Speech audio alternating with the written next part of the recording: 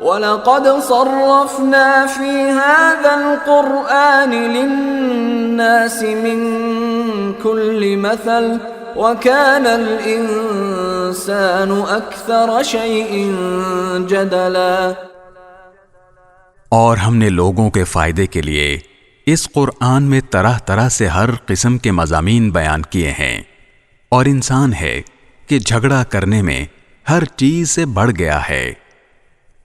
وَمَا مَنَعَ النَّاسَ أَن يُؤْمِنُوا إِذْ جَاءَهُمُ الْهُدَى وَيَسْتَغْفِرُوا رَبَّهُمْ إِلَّا أَن تَأْتِيَهُمْ سُنَّةُ الْأَوَّلِينَ أَوْ يَأْتِيَهُمُ الْعَذَابُ قُبُلًا۔